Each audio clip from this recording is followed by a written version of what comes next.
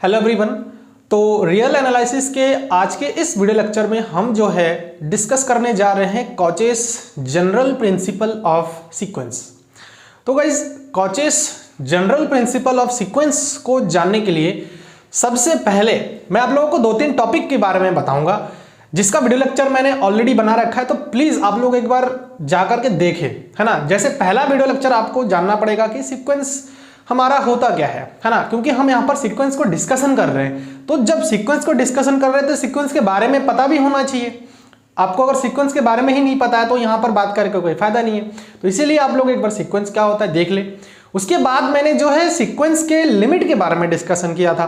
तो किसी सीक्वेंस का जो लिमिट होता है या फिर लिमिट पॉइंट होता है वो क्या होता है, वो भी मैंने आप लोगों के साथ डिस्कशन किया है। तो प्लीज आप लोग इस वीडियो को भी एक बार देख ले। मैं लिंक जो है डिस्क्रिप्शन बॉक्स में आप लोगों को प्रोवाइड कर दूंगा, ठीक है। उसके बाद जो है मैंने कल के लेक्चर में जो है आप लोगों को ये बताया था कि कॉचे सीक्वेंस, है ना, कॉचे सीक्वेंस क्या होता है, उसका एक डेफिनेशन मैंने आप लोगों को बताया था, प्लस कुछ एग्जाम्पल भी आप लोगों को बताया था। तो कॉचे सीक्वेंस को जान लो, क्योंकि ये जो हम यहां पर जो थ्योरम पढ़ने वाले हैं, ये जो प्रिंसिपल हम यहां पर पढ़ रहे हैं, वो जो है पूरा रिलेटेड है कॉचे सीक्वेंस से, ठीक।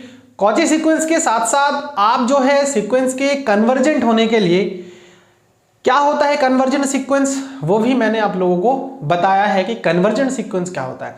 तो प्लीज आप लोग जो है ये कुछ वीडियो लेक्चर है, कुछ लेक्चर है, कुछ टॉपिक है, आप लोग जो है मेरे प्लेलिस्ट में जाएं और वहां से जाकर के एक बार जो है ये सारे टॉपिक वन बाय वन आप लोग क्लियर करें, है ना। तो जब आप क्लियर करेंगे तो जाकर के जब आप लोग ये वाला लेक्चर देखेंगे Cauchy's general principle of convergence of sequence, तो यहां पर आप लोगों को प्रॉपर समझ में आएगा, ठीक है। यहां पर हम जो है एक थ्योरम डिस्कशन करेंगे और सबसे पहले जो है मैं आप लोगों को उसका स्टेटमेंट बताऊंगा और स्टेटमेंट बताने के बाद जो है हम इसका प्रूफ पर डिस्कशन करेंगे, कैसे हम प्रूफ कर सकते हैं, क्योंकि स्टेटमेंट जानेंगे तभी हम उसको प्रूफ कर सकते हैं। सो चलिए देखते हैं इसका स्टेटमेंट। तो स्टेटमेंट को मैंने यहां पर लिख लिया है, ठीक है। अब इसको मैं जो है आप लोगों को समझा देता हूं। ये जो थ्योरम है देखिए काफी इंपॉर्टेंट है। अगर मैं कहूं एग्जाम के पॉइंट ऑफ व्यू से तो वो तो इंपॉर्टेंट है ही, लगभग हर साल ये पूछा जरूर जाता है, ठीक है ना। आप लोग इसे अच्छे से प्रिपेयर करिए। प्लस अगर आपको क्वेश्चन सॉल्व आउट करना है तो क्वेश्चन सॉल्व आउट करते टाइम, है ना, न्यूमेरिकल कुछ प्रॉब्लम्स है, सीक्वेंस से रिलेटेड कुछ न्यूमेरिकल प्रॉब्लम्स आते हैं जो कि इस थ्योरम के हेल्प से हम सॉल्व आउट कर सकते हैं, ठीक है। तो देखिए स्टेटमेंट क्या कहा है उसको हम एक बार सबसे पहले पढ़ लेते हैं। The necessary and sufficient condition that for the convergence of a sequence an is that for every epsilon greater than 0 there exists n naught comma p belongs to natural number such that modulus of a n plus p minus a n is less than epsilon for every n greater than n naught, ठीक है, n greater than n nought. तो चलिए सबसे पहले तो हम इसके बारे में थोड़ा सा डिस्कशन कर लेते हैं, है ना। थोड़ा सा ओपनली डिस्कशन करेंगे, वीडियो थोड़ा लेंथी जरूर होगा तो आप लोग लास्ट तक देखना और वीडियो अगर अच्छा लगे तो इसको एक बार लाइक जरूर कर देना।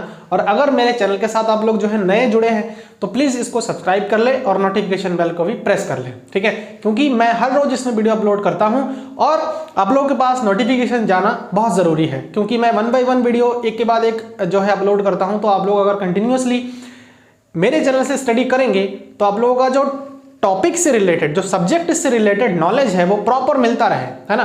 तो कहा गया है कि हमें जो है नेसेसरी और सफिशिएंट कंडीशन, किसी सीक्वेंस के कन्वर्जेंसी के लिए जो है हमें नेसेसरी और सफिशिएंट कंडीशन में ये बताना है कि हमारे पास जो है a n plus p minus a n जो है लेस देन एप्सिलॉन होता है for every n greater than n nought, ठीक है।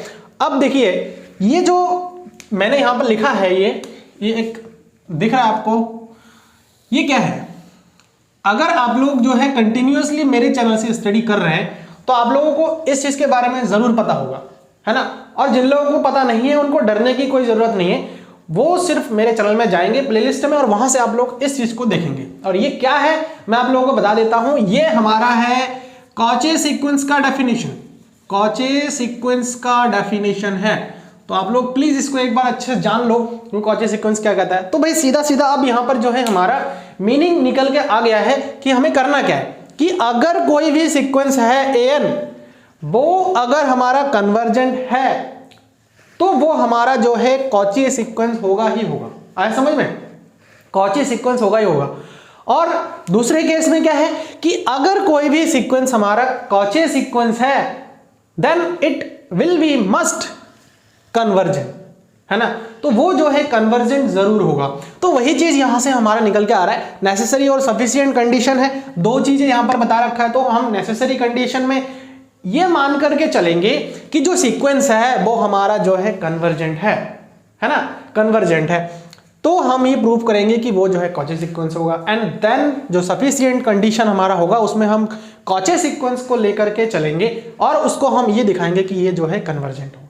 ठीक है, अब देखिए यहां पर एक चीज मैंने और लिखा है, और करके लिखा है, और वो क्या है, वही जो मैंने अभी आप लोगों को बताया है डिस्क्राइब करके, वही चीज है। क्या है, ऐसे भी छोटे में आप लोगों से भी पूछा जा सकता है कि sequence is convergent if and only if it is Cauchy sequence. तो भैया जब जहां पर इफ एंड ओनली इफ का केस आ जाता है तो वहां पर सीधा सीधा एक ही चीज हमारे सामने निकल के आता है कि हमें नेसेसरी और सफिशिएंट कंडीशन दोनों चीजें प्रूव करना है।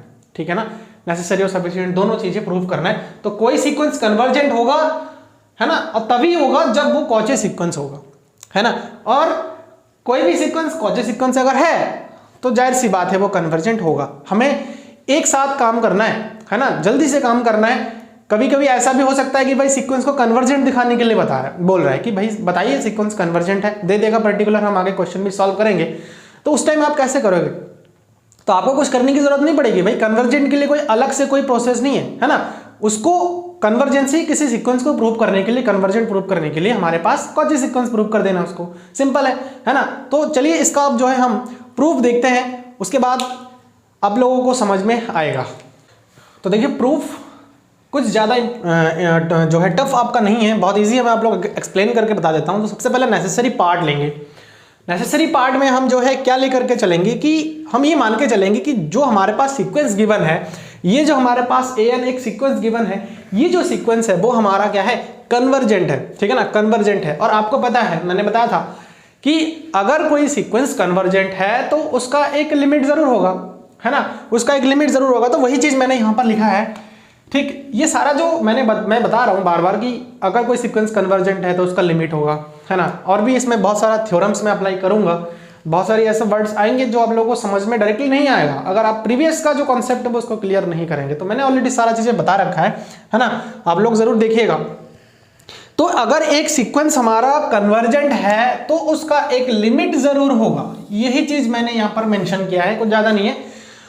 तो अगर लिमिट है तो हम ये मान के चलते हैं let limit of sequence an is equal to l। तो वो हमने l लेकर के चला है, ठीक है, l लेकर के चला है। दिस इंप्लाई, हमें पता है कि जब कोई भी सीक्वेंस जो है किसी पर्टिकुलर पॉइंट पर कन्वर्जेंट करता है ना, कोई भी जो सीक्वेंस है वो अगर एक पर्टिकुलर पॉइंट पर कन्वर्ज करता है सॉरी, तो उस कंडीशन में हम उसको इस फॉर्म में लिख सकते हैं, है ना, इस फॉर्म में लिख सकते हैं। मैंने आप लोगों को बताया था जब कॉची सीक्वेंस मैंने आप लोगों को बताया था उस टाइम ये चीज बताया था, जब कन्वर्जेंस मैंने आप लोगों को बताया था तो उस टाइम मैंने ये सारी चीजें आप लोगों को बताया था कैसे हम जो है राइट डाउन कर सकते हैं, है ना। तो वही चीज मैंने लिख दिया कि अगर लिमिट है किसी सीक्वेंस an का l है तो उस कंडीशन में l को इस साइड में ला करके modulus of an minus l is less than epsilon कर सकता हूं। अब यहां पर एक क्वेश्चन अराइज हो सकता है कि एप्सिलॉन लेते हैं बट हम यहां पर एप्सिलॉन बाय 2 क्यों चूज कर रहे हैं। इसका रीजन यही है कि जब हम आगे और भी सॉल्व आउट करेंगे ना, तो अगर हम सिर्फ एप्सिलॉन लेकर के चलेंगे दिक्कत तो देखिए कुछ नहीं है, ठीक है ना। जो एप्सिलॉन है वो क्या होता है, एक डेल्टा मैंने आप लोगों को बताया था वो क्या होता है ना। तो ये सब चीजें जो है डिपेंड करता है उसके नेबरहुड पर, हम कितना साइज का ले रहे हैं, है ना, तो वो सारी चीजें इन पर डिपेंड करता है। तो डजंट मैटर कि हम एप्सिलॉन ले रहे हैं या फिर 2 एप्सिलॉन ले रहे हैं, इसमें कोई फर्क नहीं पड़ेगा, ठीक है। क्योंकि अगर हम एप्सिलॉन लेंगे तो आगे जाकर के हमें कुछ ऐसे प्रोसेस एडिशन के प्रोसेस मिलेंगे तो वहां पर एप्सिलॉन प्लस एप्सिलॉन 2 एप्सिलॉन हो जाएगा। बट हमें 2 एप्सिलॉन तो चाहिए नहीं, हमें क्या प्रूव करना है, हमें सीधा प्रूव करना है एप्सिलॉन, तो इसीलिए हम एप्सिलॉन बाय 2 ले रहे हैं। देखिए कैसे, फिर एप्सिलॉन बाय 2 हो गया for every n greater than n not. n not एक ऐसा टर्म होगा जो कि नेचुरल नंबर में से लेंगे, उसके बाद के सारे जितने भी nth टर्म होंगे हमारे उसके लिए ये चीज सेटिस्फाई होगा, ठीक है, ये चीज बता रहा है। उसके बाद दूसरा कंडीशन देयरफॉर, अगर इसको हम इस प्रकार से लिख सकते हैं तो हम an plus p minus l, क्योंकि जो n है ना, जो n0 है और जो p है वो हमारा सारा क्या है, दोनों ही नेचुरल नंबर के अंदर से आ रहा है ना, नेचुरल नंबर के साइड में से हम ले रहे हैं, ये यहाँ पर मैंने मेंशन भी किया है। तो कोई फर्क नहीं पड़ेगा कि अब अगर मैं n में p ऐड करके भी मैं अगर इस चीज को ऐसे लिख दूं तब भी कोई फर्क नहीं पड़ेगा, ठीक है, कोई फर्क नहीं पड़ेगा। तो हम उसको ऐसे लिख सकते हैं for every n plus p। अब जब n की जगह पर n प्लस p हमने लिखा तो n प्लस p का वैल्यू जो है ग्रेटर देन n नॉट होगा, ठीक है, n नॉट होगा।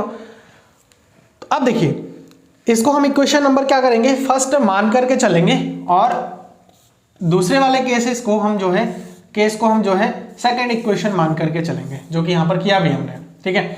अब देखिए now modulus an plus p minus an is equal to, मैं इसको कैसे लिख सकता हूं, देखिए इसमें l को ऐड करता हूं और l को सब्ट्रैक्ट करता हूं, और क्यों कर रहा हूं अभी पता लगेगा। Modulus an plus p minus an plus l और माइनस l। अब देखिए हम क्या करेंगे, an plus p minus l और इसको एक साथ उठा लेंगे, then minus an minus l इसको हम एक साथ लिख लेंगे, है ना, मॉडुलस के अंदर ही काम चलेगा हमारा। उसके बाद देखिए आप लोगों को पता है एक हमारे पास जो है कॉम्प्लेक्स में हम लोगों ने पढ़ रखा है कि अगर a माइनस b हमारे पास मॉडुलस में है तो वो less than equal to modulus of a plus modulus of b। ये हमारे पास एक प्रॉपर्टी है, हमने उसी का यहाँ पर सिंपल यूज किया है, ठीक है, कंफ्यूज होने की जरूरत नहीं है।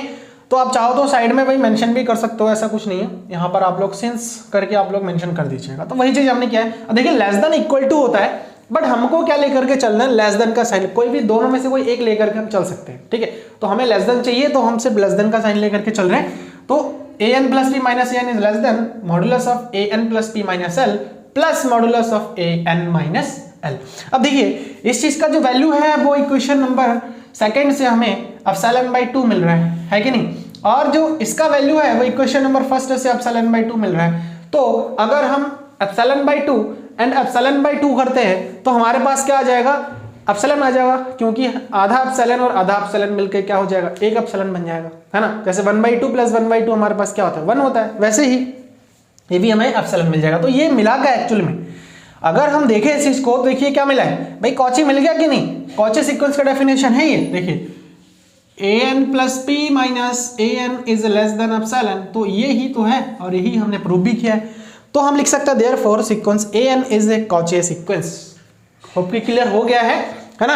अब देखिए हम लोग क्या लेकर के चले थे कि भाई an कन्वर्जेंट है, तो अगर an कन्वर्जेंट है तो वो चीज तो हमने प्रूव कर दिया कि अगर कन्वर्जेंट है तो हमारा जो सीक्वेंस होगा वो एक कॉची सीक्वेंस होगा, है ना, कॉची सीक्वेंस है।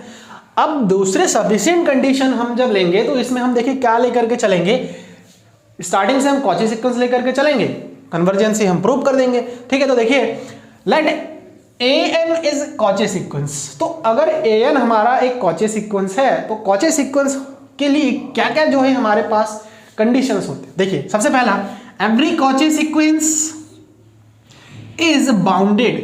तो यहां पर जो है कुछ थ्योरम्स है और ये जो थ्योरम्स है वो मैंने आप लोगों के साथ डिस्कशन नहीं किया है, आप लोगों को थोड़ा सा याद रखना पड़ेगा, बहुत छोटे छोटे थ्योरम्स है। बुक आप जो है जब देखेंगे तो बुक में आप लोगों को ये थ्योरम आप लोगों को मिल जाएगा। और गाइस अगर मैं अपना पर्सनल सजेशन आप लोगों को दूं कि मैं कौन सा बुक यूज करता हूं तो मैं आप लोगों को दिखा देता हूं। देखिए मेरे पास जो है बहुत ही अच्छा बुक है मैथमेटिकल एनालिसिस करके, है ना, मैं जो है रियल एनालिसिस के लिए ये वाला बुक यूज करता हूँ, बहुत हेल्पफुल बुक है। जो बच्चे जो है एकदम फ्रेश है, यानी कि जिनको पता ही नहीं है, जिनको बेसिक से पढ़ना है, उनके लिए बहुत अच्छा बुक है, ठीक है। देखिए ये मैथमेटिकल एनालिसिस में 6th एडिशन जो है यूज कर रहा हूँ। आप लोग जो है इसको अमेजोन से ऑनलाइन भी बाय कर सकते हैं, मैंने ऑनलाइन बाय किया था क्योंकि जो है इस टाइप के बुक आपके आस पड़ोस में बहुत कम मिलते हैं अगर डिमांड कम है तो, ठीक है ना। अगर आप गेट और CSIR नेट जैसे एग्जाम की प्रिपरेशन कर रहे हैं तो बहुत हेल्पफुल बुक है। इसमें जो आपका राइटर है वो SC मलिक और सविता अरोड़ा का है, ठीक है ना, बहुत अच्छा है। इसमें आपको जो ये थ्योरम्स वगैरह है वो सब कुछ आपको इसमें मिल जाएगा, ठीक है। ये जो छोटी छोटी थ्योरम्स मैं बता रहा हूँ इनका प्रूफ भी आप लोगों को इसमें मिल जाएगा, और बहुत छोटा है, एग्जाम में इसकी ज़रूरत नहीं पड़ती है, इसीलिए मैं जो है यहाँ पर ये पार्ट स्किप कर रहा हूँ, मैंने आप लोगों को बताया नहीं है। बट फिर भी अगर आप लोगों को लगता है कि मुझे बताना चाहिए तो आप लोग मुझे कमेंट करके इसको बताना जरूर, है ना, कि ये सारे जो छोटे छोटे थ्योरम्स है उसका प्रूफ आप करवा दीजिए। तो मैं आप लोगों को बता दूंगा। तो बहुत ही हेल्पफुल बुक है, आप लोग एक बार ज़रूर इसको बाय करिए, ठीक है ना, और इसको पढ़िए, क्योंकि मैंने ऑलमोस्ट इसको पढ़ा है पूरा, तो काफ़ी अच्छा है, कंटेंट बहुत अच्छा है इसमें, ठीक है ना। जो इसमें लिखी गई है, जो थ्योरम्स है, वो बहुत ही अच्छे से एक्सप्लेन किया है। मैं कह रहा हूँ ना, मैं एक बार कह चुका हूँ कि अगर आप फ्रेशर है, फ्रेशर इन द सेंस कि अगर आप लोगों को बेसिक नॉलेज नहीं है ना रियल एनालिसिस से रिलेटेड, तो आप लोग इस बुक को खरीदिए। तो देखिए कॉची सीक्वेंस जो है हमारा बाउंडेड होता है, ठीक। तो अगर कॉची सीक्वेंस बाउंडेड है तो और हमने कौन सा कॉची सीक्वेंस हमने किसको प्रूव किया कि भाई जो कॉची सीक्वेंस की हम बात कर रहे हैं वो हमने an को बताया ना कि an हमारा कॉची सीक्वेंस है। तो अगर an हमारा कॉची सीक्वेंस है तो भाई कॉची सीक्वेंस अगर बाउंडेड है तो वही an ही तो हमारा बाउंडेड होगा, तो देयरफॉर an इज बाउंडेड, वही मैंने लिख दिया। अब देखिए एक थ्योरम यहां पर और भी यूज हो रहा है, और वो क्या है, every bounded sequence has convergent सब सीक्वेंस an k। तो जितने भी हमारे पास बाउंडेड सीक्वेंस होंगे, क्योंकि हमने an को बता रखा है कि भाई ये बाउंडेड है, तो ऐसे ही जितने भी बाउंडेड सीक्वेंस होंगे उन सभी के एक कन्वर्जेंट सब सीक्वेंस होगा। कन्वर्जेंट सब सीक्वेंस क्या होता है इसका वीडियो मैंने ऑलरेडी बना रखा है, तो आप लोग जरूर देखिएगा कि कन्वर्जेंट सब सीक्वेंस क्या होता है, सॉरी सब सीक्वेंस क्या होता है। कन्वर्जेंट तो आप लोगों को पता ही है ना, सब सीक्वेंस क्या होता है उसको आप लोग जान लें। जैसे हम लोगों ने सेट पढ़ा है ना, सेट के बाद हमने सबसेट पढ़ा है, तो वैसे ही सीक्वेंस के बाद हम जो है एक सब सीक्वेंस पढ़ते हैं। बहुत इजी है, थोड़ा सा डिफरेंट है इसमें, है ना। सेट और सबसेट और जो है सीक्वेंस और सब सीक्वेंस, इनमें थोड़ा सा डिफरेंट है। डिफरेंट क्या है कि सीक्वेंस को हम जो है बीच में से ब्रेक नहीं कर सकते। आया समझ में? मैं आप लोग को बता देता हूं, सीक्वेंस को हम बीच में से ब्रेक नहीं कर सकते, जबकि सेट में हम जो है एलिमेंट्स को आगे पीछे करके भी लिख देते हैं तो कोई फर्क नहीं पड़ता। लेकिन जहां हम सीक्वेंस की बात कर रहे हैं तो सीक्वेंस में से उठा करके हम अगर एक सब सीक्वेंस बना रहे हैं तो उस कंडीशन में उस सब सीक्वेंस में जो भी टर्म्स हमारे आ रहे हैं उनका जो एक कंटिन्यूटी है उसको हम ब्रेक नहीं कर सकते। इस बात का आप ध्यान रखना। तो वही चीज है, थोड़ा सा डिफरेंट है बस, बाकी कोई दिक्कत नहीं है। Every bounded sequence has convergent सब सीक्वेंस an k। तो जितने भी बाउंडेड सीक्वेंस होंगे उसके एक कन्वर्जेंट सब सीक्वेंस जरूर होता है। ये भी एक थ्योरम है, बहुत ज्यादा लंबा थ्योरम नहीं है, बहुत छोटे छोटे थ्योरम्स है। Therefore an k has limited. तो भाई अगर हम ये मान के चलते हैं कि an बाउंडेड है तो सारे के जितने बाउंडेड सीक्वेंस होंगे उसके कन्वर्जेंट सब सीक्वेंस होंगे। और कन्वर्जेंट जहां वर्ड आ गया है, अगर हमारे पास एक कन्वर्जेंट वर्ड आया है तो इसका मतलब क्या है कि भाई इसका एक ये कहीं ना कहीं कन्वर्स तो जरूर करेगा। कन्वर्स करने का मतलब क्या है कि भाई एक पर्टिकुलर पॉइंट पर जाकर के मिल रहा है वो वैल्यू, ठीक है ना, वो वैल्यू पर्टिकुलर पॉइंट पर जाकर के मिल रहा है। मैंने ग्राफिकली बताया था कि कन्वर्जेंट का मतलब क्या होता है। तो an k का एक लिमिट हमारे पास एग्जिस्ट कर जाएगा और वो हमारे पास l होगा, वो हम मान के चलते हैं। अब देखिए भाई यहां पर बात ये है कि अगर कोई सीक्वेंस है और उस सीक्वेंस के अंदर से एक सब सीक्वेंस बना रहे हैं, वो हमारा कन्वर्जेंट हो रहा है l पर, तो जाहिर सी बात है कि भाई जो सीक्वेंस होगा वो भी हमारा कन्वर्जेंट होगा, ठीक है ना। ऐसा नहीं, ये नेसेसरी, भाई ये नेसेसरी है पूरा कि भाई एक सीक्वेंस है हमारे पास, एक सीक्वेंस है, उस सीक्वेंस के सॉरी यहां पर सीक्वेंस को हम इस टाइप से दिखाते हैं। तो इस सीक्वेंस के अंदर से हम जो है कुछ एलिमेंट्स को हम निकाल रहे हैं। मान लीजिए कि हमारे पास जो है एक सीक्वेंस है 1/n करके है एक सीक्वेंस, ठीक है ये। तो भाई इस 1/n के अंदर जितने भी एलिमेंट्स आएंगे उनके हम सब सीक्वेंस बनाएंगे। तो एक चीज आप समझिए कि अगर सब सीक्वेंस हमारा किसी एक पर्टिकुलर पॉइंट पर कन्वर्ज कर रहा है तो भाई सीक्वेंस भी तो कन्वर्ज करेगा। अगर सीक्वेंस कन्वर्ज नहीं कर रहा तो भाई वो सब सीक्वेंस कैसे कन्वर्ज करेगा? क्योंकि हम जो सब सीक्वेंस बना रखे हैं वो सब सीक्वेंस हमने कहां से उठाया है? सीक्वेंस के अंदर से ही तो उठाया है। तो किसी सीक्वेंस का अगर सब सीक्वेंस कन्वर्ज कर रहा है किसी पर्टिकुलर पॉइंट पर, then it must be converge. ये जो सीक्वेंस होगा वो भी हमारा उस पर्टिकुलर पॉइंट पर हमारा कन्वर्ज करेगा। तो इस बात का ध्यान रखना। तो वही चीज यहां पर लिखा है, if subsequence is convergent then sequence must be convergent, ठीक है ना। अब यहां पर थोड़ा सा मैंने आप लोग इसको चाहो तो थोड़ा सा और स्पेसिफाई करके लिख सकते हो। कैसे? If a subsequence is convergent, if a subsequence of sequence, है ना, subsequence of sequence is convergent to एक पर्टिकुलर पॉइंट L हमने ले लिया है convergent to L, then sequence must be convergent to L। तो सीक्वेंस हमारे पास क्या है भाई, an है ना, an सीक्वेंस को लेकर के हम चल रहे हैं। तो वही चीज हमने यहां पर लिखा है कि therefore limit an is equal to L। अब यहां पर लिमिट क्यों लगा, भाई लिमिट का मतलब यही होता है कि भाई वो पर्टिकुलर पॉइंट की ओर जा रहा है, ठीक है ना, पर्टिकुलर पॉइंट की ओर जा रहा है। अगर मैं n टेंस टू इनफाइनाइट ले लूं, तो वो एक पर्टिकुलर पॉइंट पर कन्वर्ज कर जाएगा। जैसे सिंपल यहां पर मैंने एग्जांपल लिया है कि मैं लिमिट n टेंस टू अगर इनफाइनाइट करता हूं और 1/n है तो 1/∞ इज इक्वल टू 0, मतलब ये है कि ये सीक्वेंस अल्टीमेटली जो है 0 पर कन्वर्ज कर जाएगा, ठीक है। तो एक एग्जांपल भी हो गया यहाँ पे। अब देखिए अगर लिमिट an हमारा L पर है तो ये क्या शो कर रहा है भाई, ये तो कन्वर्जेंट का शो कर रहा है, therefore an is convergent sequence. तो बहुत इजी है ना, होप कि आप लोगों को बहुत अच्छे से क्लियर हो गया है। अगर कहीं पर थोड़ा बहुत भी डाउट आप लोगों को रह गया है तो आप लोग मुझे कमेंट करके जरूर बताएं, ठीक है ना। तो मैं वहां पर एक पर्टिकुलर आप लोगों को हेल्प करने की कोशिश करूंगा। अगर फिर भी नहीं होता है तो मैं एक सेपरेट वीडियो बना करके आप लोगों का जो पर्सनल डाउट है उसको भी मैं अपलोड कर दूंगा, ठीक है ना, अपलोड कर दूंगा। और गाइज ये जो थ्योरम हमने आज किया है इसी से रिलेटेड कल का जो लेक्चर होगा वो उसमें हम कुछ एग्जाम्पल जो है सॉल्व आउट करेंगे इस थ्योरम के रिलेटेड, ठीक है। तो आप लोगों को कैसा लगा आज का जो थ्योरम है, वीडियो कैसा लगा, आप लोग जरूर मुझे बताएं। आपका फीडबैक जो है बहुत मैटर करता है ना। आप लोग अगर देख रहे हैं वीडियो को लाइक नहीं कर रहे हैं तो ये जो है एक डीमोटिवेशन का बन जाता है मेरे लिए, है ना, कि वीडियो मैं बना तो रहा हूँ लेकिन इसके पीछे क्या है मुझे समझ में नहीं आ पाता है कि मैं सही से एक्सप्लेन कर भी रहा हूँ या नहीं। अगर कोई कमी है तो आप लोग उसको मुझे बताइए, है ना, किस पॉइंट पर मुझे जो है सही करना है खुद को वो आप लोग बताएंगे, है ना। मैं तो अपने हिसाब से आप लोगों को समझा रहा हूँ, अगर सही है फिर भी बताइए, अगर कहीं पर गलत है वो भी आप लोग बता सकते हो, ठीक है ना। तो अगर मेरे अंदर कोई कमी है तो उसको सुधारना आपकी जिम्मेदारी है। तो प्लीज़ आप लोग मुझे बताएं कहाँ पर जो है मुझे खुद को इम्प्रूव करना है, ठीक है। तो अगर चैनल को सब्सक्राइब नहीं किया तो उसको कर ले और नोटिफिकेशन बेल को प्रेस करना कभी मत भूलना। साथ ही साथ अगर आप लोगों को लगता है कि मेरा जो चैनल है इसमें जितने वीडियो लेक्चर्स आते हैं वो आप लोगों को समझ में आता है, वो आप लोगों के लिए हेल्पफुल है, तो आप लोग इसे अपने फ्रेंड्स लोगों के साथ भी शेयर करें, उनको भी बताएं कि ये जो चैनल है वो सब्सक्राइब कर ले, है ना, क्योंकि काफ़ी हेल्प मिलेगा। और मैं आप लोगों को एक बात बताता हूँ कि मेरे चैनल में मैं कभी भी पेड कोर्स नहीं लाऊंगा, ठीक है ना। मतलब क्या है कि फ्री ऑफ कॉस्ट में मेरे चैनल में हमेशा के लिए आप लोगों को पढ़ाऊंगा, क्योंकि बहुत सारे बच्चे ऐसे हैं जो कि पैसे दे करके पढ़ नहीं पाते हैं, तो उनके लिए मेरा जो चैनल होगा वो बहुत हेल्पफुल होगा।